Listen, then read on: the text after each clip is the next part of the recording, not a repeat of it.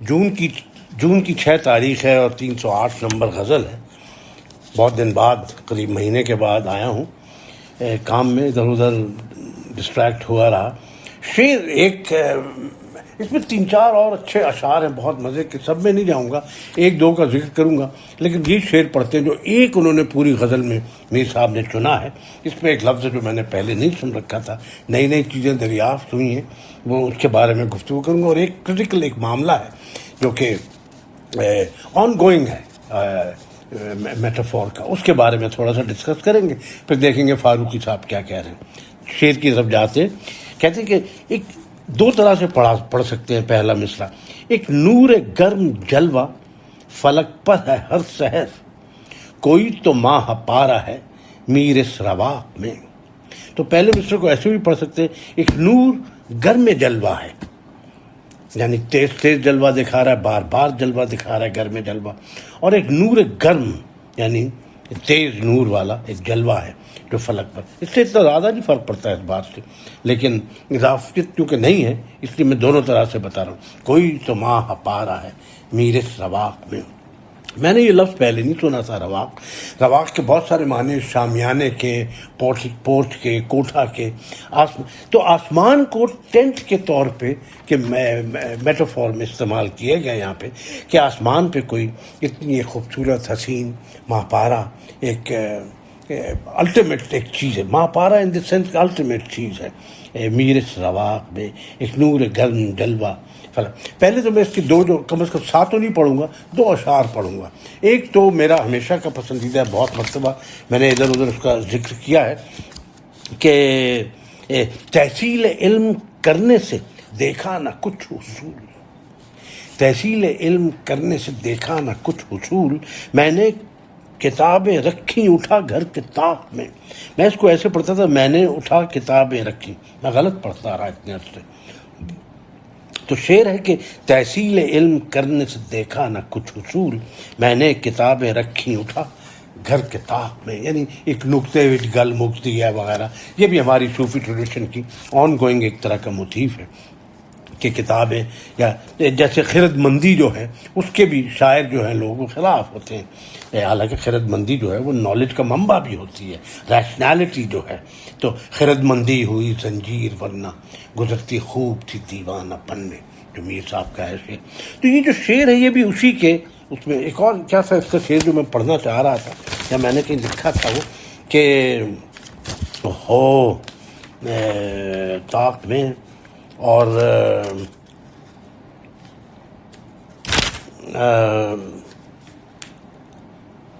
ہاں دم ناک میں بقول زنا عاشقوں کے ہیں.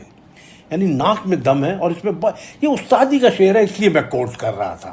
یعنی اس میں اور کوئی اتنی بات نہیں، لیکن استادی زبان کی بہت ہے کہ دم ناک میں بقول زنا عاشقوں کے ہیں. ناک میں دم آنے والی بات. دم ناک میں بقول زنا عاشقوں کے ہیں، ہلنا بلا ہے موتی کا اس کے بلاق میں. اب اس میں استادی یہ بلاق کا بھی لفظ پہلے نہیں سنا تھا. بلاق ناک کی جیولری کو کہتے ہیں، زیور کو عورتیں جو پہنا کرتی تھیں. یہ بھی لفظ میں نے پہلے نہیں سنا تھا. بلاق میں ہلنا بلا ہے موتی کا اس کے بعد. تو پہلے میں دم ناک میں اور دوسرے اس کے بلاق میں. بہت بڑی استادی کا شعر ہے. دم ناک میں بقول زنا، خواتین کہہ رہی ہیں کہ عاشقوں کے ہیں کہ ہلنا بلا ہے موتی کا. یہ بھی ایک طرح کا موتیف ہے. بار بار آتا ہے فیض صاحب کا، جیسے کہ جانے اس زلف کی موہوم گھنی چھاؤں میں جھلملاتا ہے وہ آویز ابھی تک کہ نہیں. تو یہ کہہ رہے ہیں وہ جو موتی ہے اس کے ناک کی جو کنٹھ ہے اس میں ایسا جڑا ہوا ہے، وہ جب جھلملاتا ہے تو دم ناک میں آ جاتا ہے، ان کا تنگ ہو جاتے ہیں بہت زیادہ.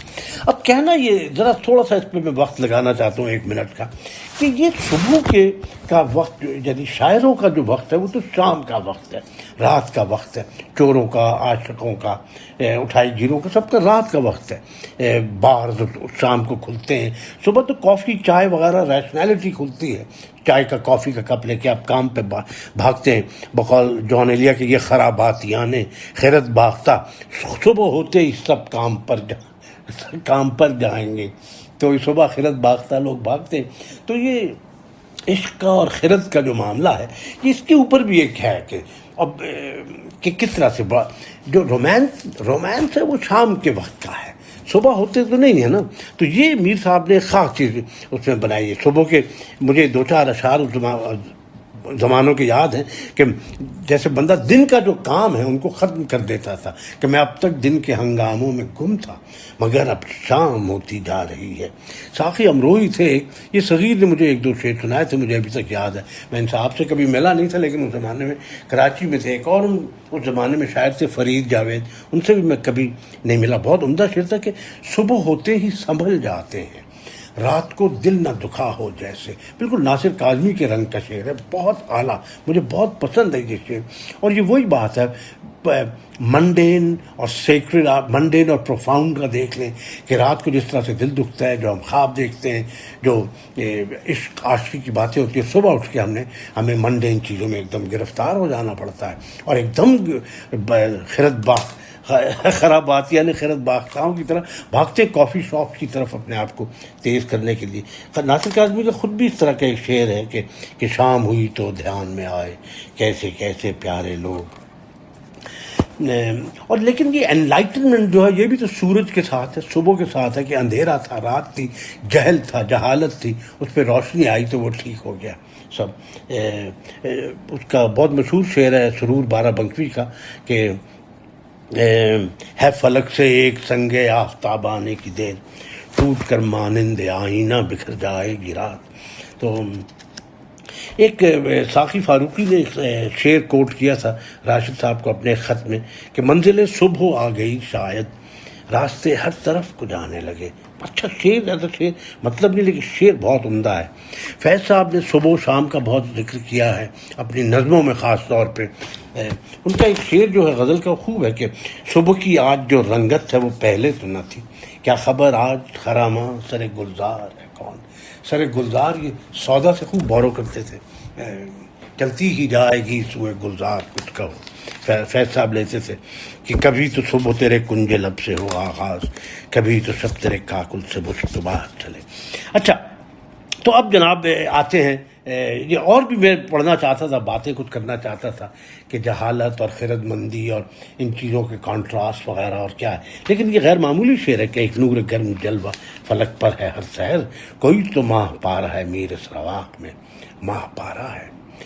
واہ. اب دیکھیں جی، فاروقی صاحب کہتے ہیں کہ جواہر سنگھ جوہر نے اس سے ملتا جلتا مضمون بہت لطف سے کہا ہے. چرخ کوکب یہ سلیقہ ہے ستمگاری میں، کوئی معشوق ہے اس پردہ زنگاری میں. نہیں، چرخ کو کب یہ سلیقہ ہے ستمگاری میں، ایسے ہے اس میں غلط لگا ہوا ہے.